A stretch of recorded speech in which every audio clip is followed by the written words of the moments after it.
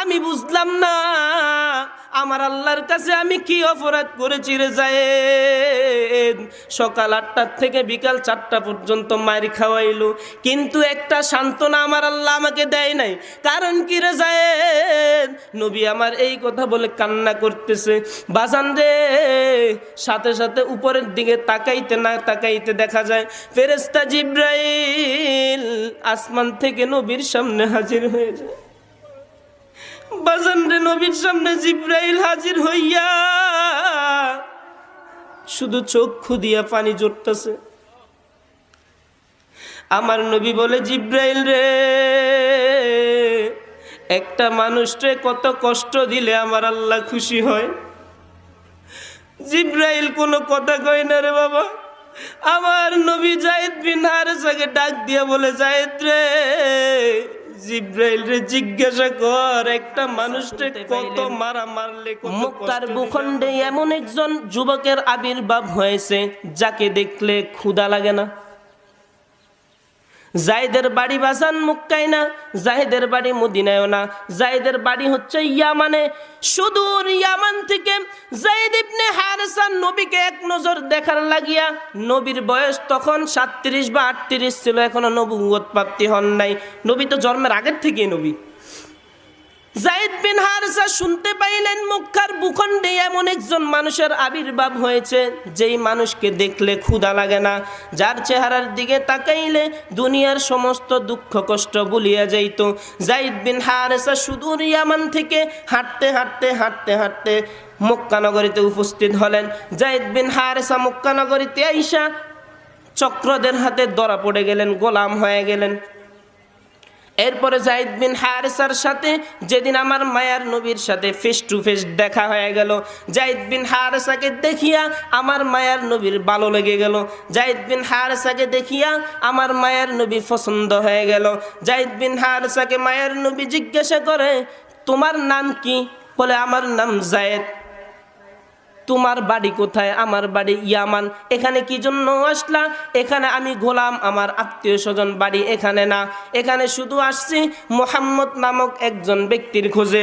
মুহাম্মদ নামক একজন ব্যক্তিকে আমি দেখার জন্য অন্তর থেকে ভালোবেসে ইয়ামান থেকে চলে আসলাম। এবার বলেন আপনার নাম কি? নবী আমার কিছুক্ষণ চুপ থাকার পর উত্তর দিল, সরাসরি নাম বলে নাই। নবী আমার বলে, আনা ইবনে আব্দুল্লাহ, আমি আব্দুল্লাহর সন্তান, আমি আব্দুল্লাহর সন্তান। আর আপনাদের এলাকার চেয়ারম্যান যদি হইতো, আমাদের এলাকার চেয়ারম্যান হইতো, বা কোনো জায়গার মন্ত্রী হইতো, কোনো জায়গার মিনিস্টার হইতো, এই আমার দেশে থাকোস, আমার এলাকায় থাকোস, আমারে চিনোস না? মায়ার নবী, যিনি পুরা বিশ্বের নেতা, যিনি জান্নাতের নেতা, জাহান্নামের নেতা, পুরা দুনিয়ার নেতা, ওনাকে জিজ্ঞাসা করছে আপনার নাম কি? আনা ইবনে আব্দুল্লাহ, আমি আব্দুল্লাহর ছেলে। বাজান রে, ফেস টু ফেস পরিচয় হয়ে গেল। পরিচয় হওয়ার পর যায়েদ ইবনে হারেসা ডাক দিয়া বলে, নবী গো, আপনাকে দেখার লাগিয়া সুদূর ইয়ামান থেকে আমি যায়েদ বিন হারেসা মক্কা নগরীতে এসেছি। নবী গো, আপনি আমার একটা আবদার রাখবেন নি? বলে, আবদারটা কি? আপনাকে আব্বু বলার চান্স দিবেন নাকি? এমন কোন সাহাবী নবীর জীবনে ছিল না যে সাহাবী সরাসরি ফেস টু ফেস রাসূলকে আব্বু বলে ডাকছে, এমন কোন সাহাবী ছিল না। কিন্তু ওয়ানলিয়ন একজন যায়েদ বিন হারেসা সরাসরি বলল, নবী গো, আমাকে আপনাকে আব্বু বলার অনুমতি দিবেন? বলে, হ্যাঁ, তোমাকে আব্বু বলার অনুমতি দিতে পারে, একটা শর্ত আছে। শর্তটা কি? আমার বিবি খাদিজার 2 সন্তান কত 1 মাস আগে ইন্তেকাল করছে, আব্দুল্লাহ কাসেম। আমার বিবি খাদিজা যন্ত্রণা নিয়ে কাতর হয়ে পড়েছে। তুমি যদি আমার বিবিকে খাদিজাকে যদি আম্মা বলে খুশি করতে পারো, আমি নবী তোমাকে আব্বু বলার চান্স দিয়ে দিলাম। যারা বলেন না সুবহানাল্লাহ। যায়েদ বিন হারেসা ডাক দিয়া বলে, নবী গো, শুধু আপনাকে খুশি করতে গিয়া, আপনাকে আব্বা বলতে গিয়া খাদিজাকে খুশি না, বরং আপনি নবী যদি বলেন আমি যায়েদের কলিজা খুলে আপনার হাতে দিতে আমি প্রস্তুত। যারা বলেন না সুবহানাল্লাহ। আল্লাহ রাসূলের সাহাবী যায়েদ বিন হারেসা বাজানরে লম্বা ঘটনা সংক্ষিপ্ত করে দেয়, যায়েদ বিন হারেসা ওই নবীর সামনে থেকে বিদায় নিয়ে চলে গেল আম্মাজান খাদিজার কাছে। আমার মা, তোমার মা, আম্মাজান খাদিজাকে খুশি করার জন্য যায়েদ বিন হারেসা বাড়িতে চলে গেল। যায়েদ বিন হারেসা আম্মাজান খাদিজাকে আম্মা বলে খুশি করলো। আম্মা বলল, বাজান তখন তো পর্দার হুকুম ছিল না, পর্দার আয়াত নাজিল হয় নাই। পুরুষ মহিলাকে দেখতে পারতো, মহিলা পুরুষের সামনে যাইতে পারতো, পুরুষ মহিলার সামনে যাইতে পারতো। আম্মাজান খাদিজাতুল কুবরা দুইটা সন্তানকে হারাইয়া বেদনা ভরা বুক নিয়া যায়েদ বিন হারেসাকে পুত্রের স্থান দিয়া দিল। আম্মাজান খাদিজা যায়েদ বিন হারেসাকে আম্মাজান খাদিজা রাদিয়াল্লাহু তাআলা খেদমত করত, ওযু করায় দিত, গায়ে তেল মালিশ করায় দিত, গোসল করায় দিত পুত্রের ন্যায়। এমনই একদিন আম্মাজান খাদিজা রাদিয়াল্লাহু তাআলা আনহা যায়েদ বিন হারেসাকে ডাকলো, যায়েদ রে বাবা, তোমার যদি একদিন আমি খেদমত করে থাকি আমার একটা কথা রাখবারে বাবা। বলে কি কথা? বলে আমি তো দুনিয়া থেকে চলে যাব, আমি দুনিয়া থেকে চলে যাওয়ার পর তোমার বাবাকে, তোমার বাবা মুহাম্মদকে, আমার কলিজার টুকরা মুহাম্মদকে তুমি দেইখা রাখবারে বাবা, একটা আঁচড় যেন না পড়ে মুহাম্মদের শরীরে, আমার কলিজার টুকরা মুহাম্মদের শরীরে যেন একটা আঁচড় না পড়ে। যায়েদ বিন হারেসা বলে, মাগো তুমি এই কথা কেন বলতেছো? আমার বাবাকে আমার জান বিসর্জন দিয়া হইলেও আমার বাবাকে আমি রক্ষা করব। এমনই একদিন রাসূল আরবি সাল্লাল্লাহু আলাইহি ওয়াসাল্লাম খাদিজার নিকট চলে আসলো, ডাক দিয়া বলে, স্বামী গো, ও স্বামী, আমি তো দুনিয়া থেকে চলে যাব, আমার মনে হয় আমি দুনিয়াতে আর বেশি দিন টিকবো না, দুনিয়াতে আর বেশি দিন থাকবো না। ও স্বামী, আপনার নিকট কয়টি জিনিস চাই, আপনি দিবেন নাকি?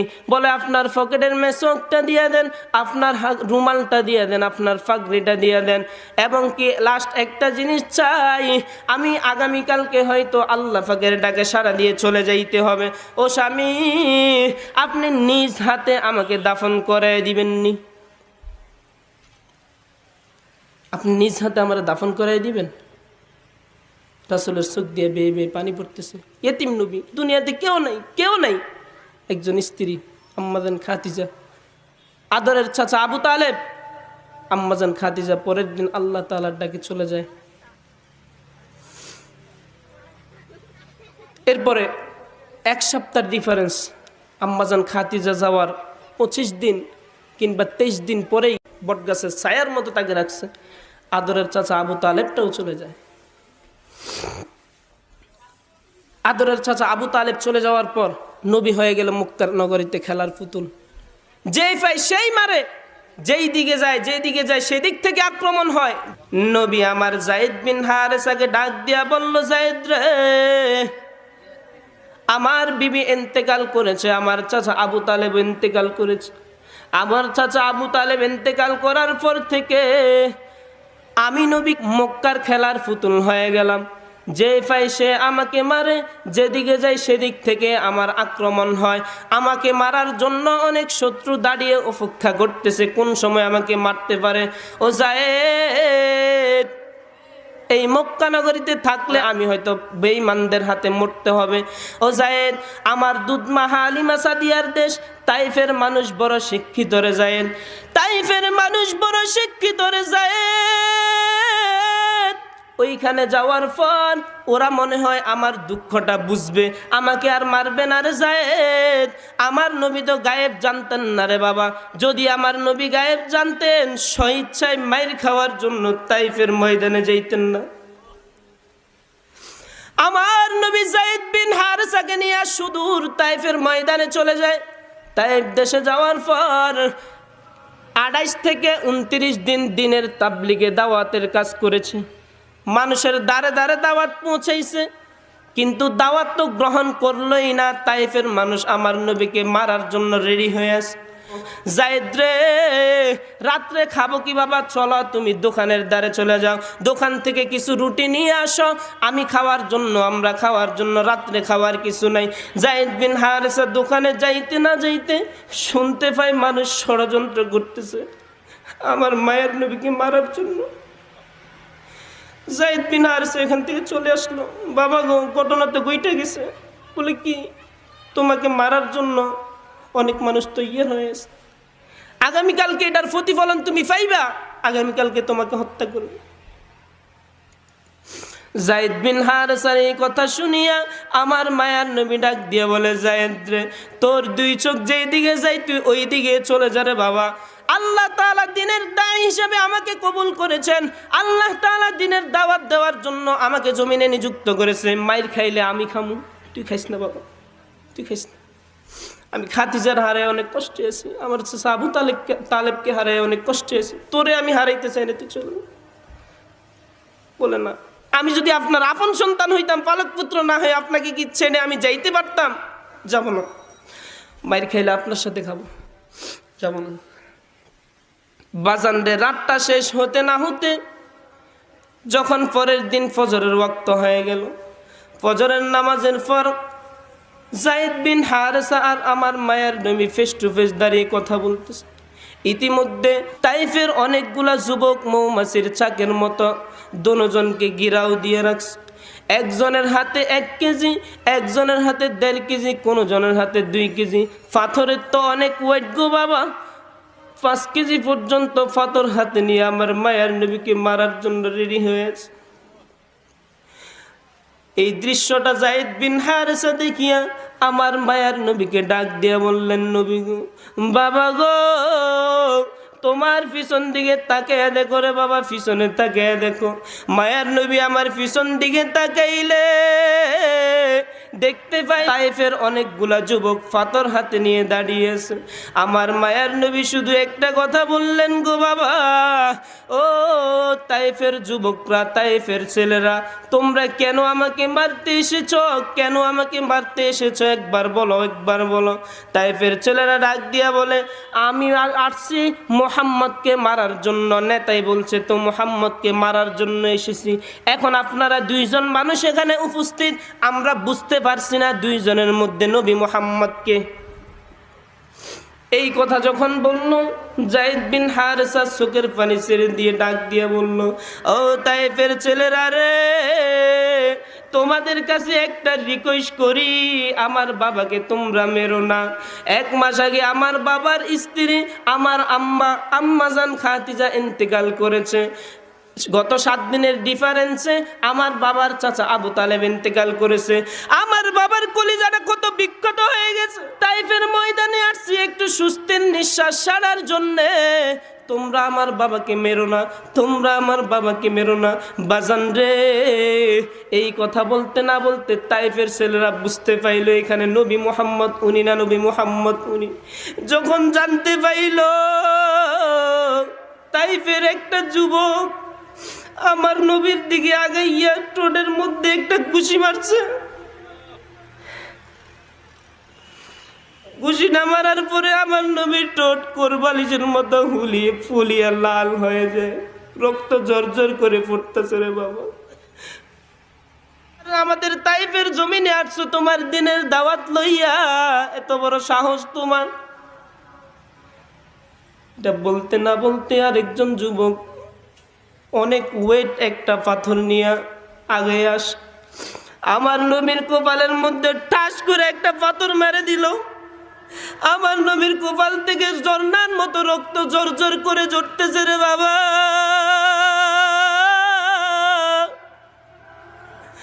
আমার নবী গলা কাটা মুরগির মতো ঠোঁট আর কপাল এইভাবে দরিয়া জমিনের মধ্যে বসে যায়।